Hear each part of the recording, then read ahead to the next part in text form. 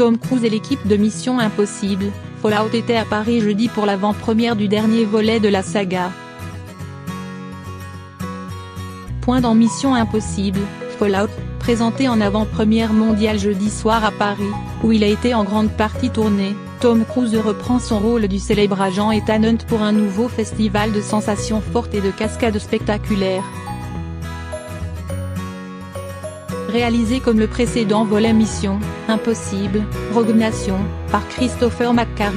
scénariste de Usual Suspects, ce sixième opus de la saga commencé en 1996 par Brian De Palma a été présenté jeudi soir au théâtre de Chaillot, en présence du cinéaste, de Tom Cruise et des autres acteurs du film, Henry Cavill, Simon Pegg, Rebecca Ferguson ou Angela Bassett.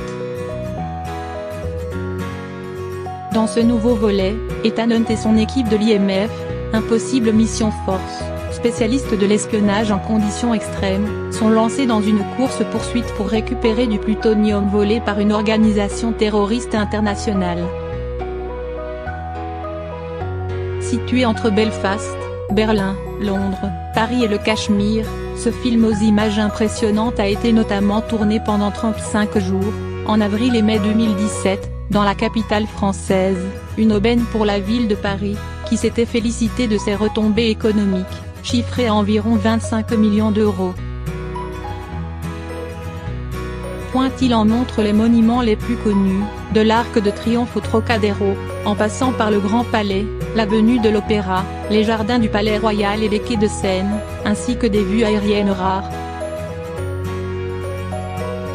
Tom et moi, on adore Paris, et on voulait que le film mette en valeur cette ville, explique dans le dossier de presse Christopher McQuarrie.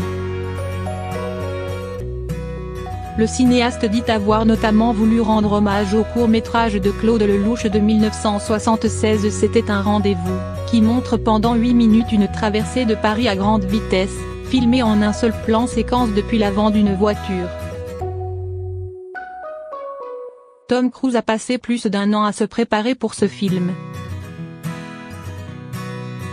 À la fois acteur principal et coproducteur de la saga, connu pour réaliser lui-même la plupart de ses cascades, Tom Cruise est à nouveau impressionnant dans ce film, où il s'est mis en danger, allant jusqu'à se casser la cheville pendant le tournage en tentant de sauter entre 2 bâtiments de Londres.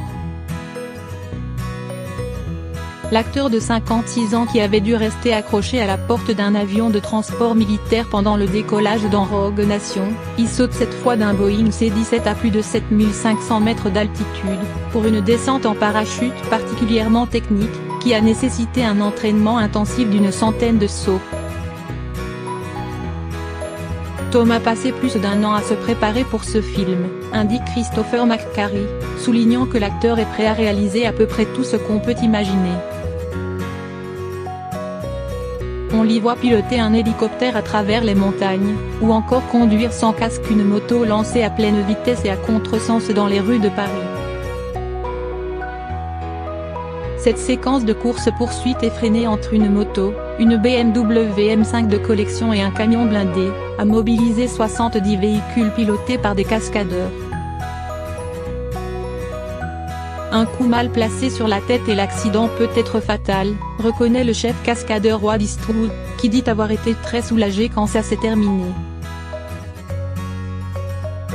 La star a dû effectuer aussi des cascades impressionnantes en hélicoptère en Nouvelle-Zélande, dont l'une pour laquelle il a dû s'entraîner pendant 1 an et demi. Il devait monter le long d'une corde suspendue à un hélicoptère volant à 600 mètres d'altitude par un froid glacial, puis se jeter dans le vide sur une douzaine de mètres. C'est très certainement l'une des cascades les plus extrêmes de ce film, mais on ne peut pas obtenir ce genre de résultat avec un fond vert, a estimé Tom Cruise dont le film sortira aux États-Unis le 27 juillet et en France le 1er août. Grand succès commercial, la saga a généré plus de 2,8 milliards de dollars de recettes à travers le monde depuis son lancement il y a plus de 20 ans.